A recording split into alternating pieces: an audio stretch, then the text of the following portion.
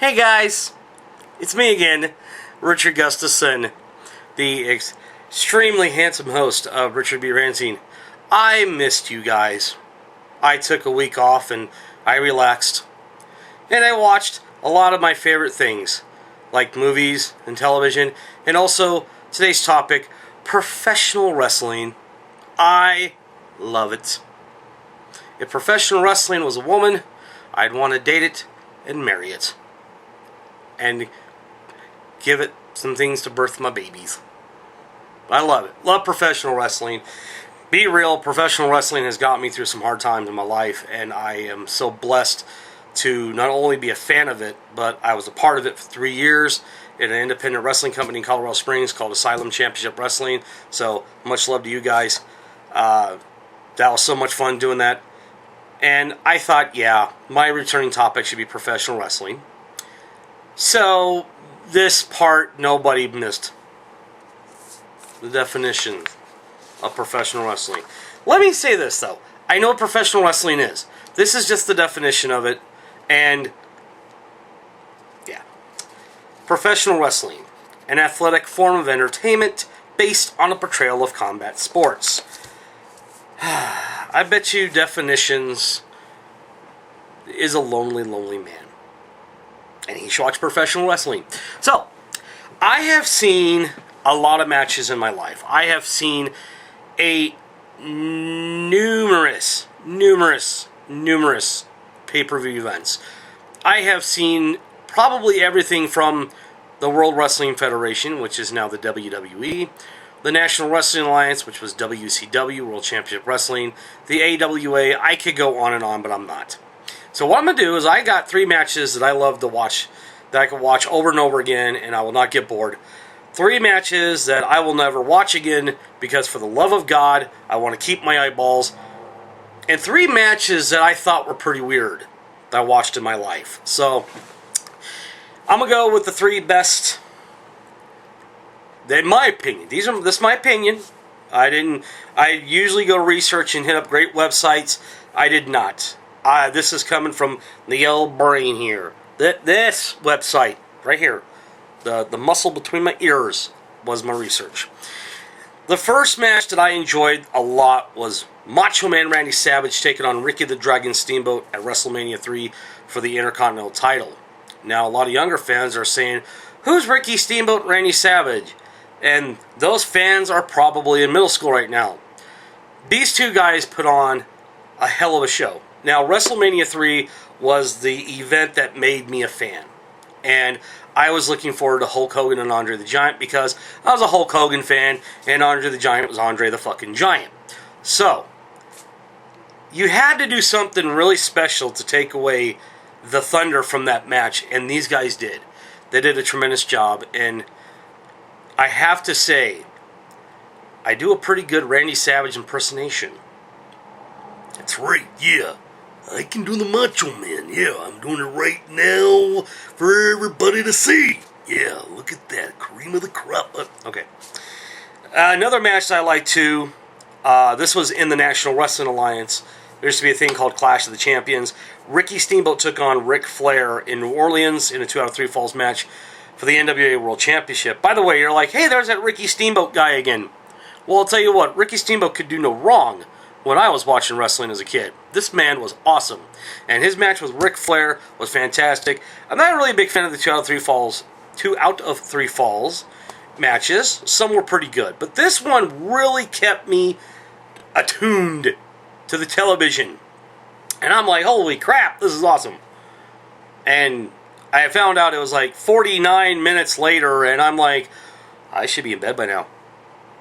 But it was cool. It was Ricky Flair, Rick Steamboat, Ricky Flair. Ricky Flair, Ricky Steamboat. Ric Flair, Rick Steamboat, you can call him what you want. Nature Boy and the Dragon put on a pretty damn good match that year. Now, I'm going to go pretty recent in this one, because I just, as a grown-up fan, enjoyed this match. Shawn Michaels took on The Undertaker at WrestleMania 25. Let me tell you about this. These are 2 guys that are at the twilight of their careers. And a lot of younger guys were having a really good show that night. But these guys, these 2 gentlemen, just completely tore the house down. And I chose the WrestleMania 25 one because, well, it was the first time for the WrestleMania meeting. The year later, they met again and put on an even better match. It's like this. It's like if you fix the most perfect lasagna, right? I mean, we're talking the most perfect lasagna that has ever been created, and then doing it again, but much better.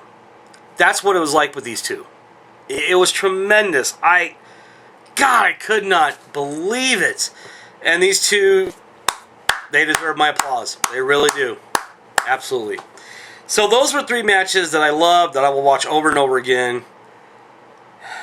There's 3 that came to my mind that were very horrible, to be honest with you. There was a Heroes of Wrestling pay-per-view years ago, and the Bushwhackers took on Nikolai Volkov and Iron Sheik. Now, this was 1987. This match would be awesome. But I believe this was 2011, and it was awful. The only thing good about this match was hearing Nikolai Volkov sing the Russian national anthem again. He had a pretty damn good voice in 85, and he still has a good voice now. That man can fucking make an album, and I would buy it. I would. And there's a segment where the Iron Sheik used these little thing called the Arabian clubs. Now, back in the day, he had legitimate Arabian clubs. These things were heavy. We're talking almost like 50 to 100 pounds. And he's like swinging over his head like this. It's true. These did not look like Arabian clubs. Sorry, Iron Sheik. These look like the 2 poles that you would use to hold the rope in the entrance to your bank. I mean, man, that was horrible. Now, TNA Wrestling gets a lot of shit. Let's be real. But this one, this should not. It was Charmel taking on Jenna Morasco at Victory Road 2009. I've seen better girl fights in a Waffle House. Okay, I have. And I'm also going to be real about this because everybody gives grief about this match, and it's understandable. It's horrible. However, Jenna Morasca is not a professional wrestler. So there's no way that you could see that she go from being on Survivor to being Bruno Sammartino in about a week's time. No. No and no. And the third match that completely, I believe, killed the company. WCW used to have a show called Thunder that was on Thursday nights. And Jeff Jarrett teamed up with Eric Bischoff against Diamond Dallas Page and David Arquette. Yes, that David Arquette from Scream. And that was for the WCW World Championship. Now, you put the World Championship on a TV show like that, that's a great idea. But when you put the championship on the line and David Arquette wins the damn thing, that becomes a bad idea. And it was. It was awful. To the point where, I don't care what you say, this is the World Championship that Ric Flair, Harley Race, Ricky Steamboat, Randy Savage, oh God, who else was there? Dusty Rhodes used to hold this championship. And then you got the semi-okay dude from Scream with the championship.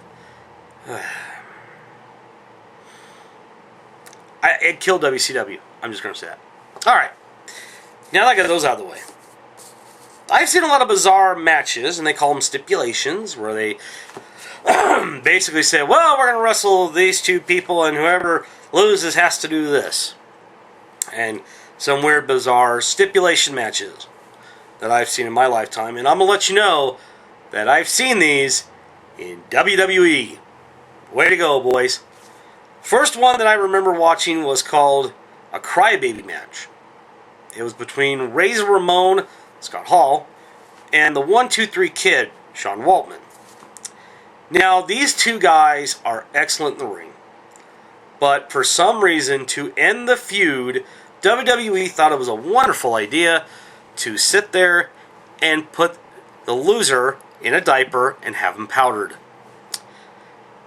Yeah, ideas like that, and also like the one where a semi-okay celebrity wins a World Heavyweight Championship, is a reason why, at times, we can't have nice things in professional wrestling. We can't. I mean, you got two very talented guys. Could have ended the feud in steel cage. It would have been great. Or you could have ended the loser leaves town, because that eventually would have happened, actually. With Scott Hall, he's skedaddled. But man, you powder and diaper somebody like a baby? Now, another one that I remember very fondly, and I enjoyed it, was the jailhouse match at SummerSlam 1991 between the Big Boss Man and the Mountie. It was a fun match. I really enjoyed it. It was bizarre because the loser spent a night in jail. Not just any jail, a New York City jail cell. And it was very entertaining. I enjoyed watching it, but from what I heard, the most entertaining parts came off camera in that jail cell that night. I wish there were cameras for that one. And probably my young eyes at that point in 91 would have been scarred for life. And the third match that I remember going, what? The Barroom Battle Royal. Hear me out. At Vengeance 2003, they decided to have the APA, which is Bradshaw, John Bradshaw Layfield, and Ron Simmons, two very, very tough-ass men, just going to beat the hell out of people in a bar setting. And it had a lot of things in it. You had Matt Hardy, who was a very accomplished wrestler at the time as himself, was in this match for some reason. You had Funaki, who, good for him, probably had a bunch of shots before he did this match. And all of the wrestlers were beating each other up. And then, out of the corner of my eye, John Bradshaw Layfield is beating the holy hell out of the Easter Bunny. It's funny as hell. It really is. And it's bizarre because it was like, there was an Easter Bunny. I was like waiting for like a leprechaun, which would be down the road. His name would be Hornswoggle. And then, it was so great. But I'm going to tell you this. If you sit there, and if you brawl with Ron Simmons and JBL, a drunk Funaki, and the Easter Bunny, my friend, you are living life. And that's how you do it. And I want to thank you guys for watching this week. I love your faces. Do share this video with your friends, with your family, with your enemies, with the Easter Bunny's family, to remind them that he is not forgotten in the realm of professional wrestling.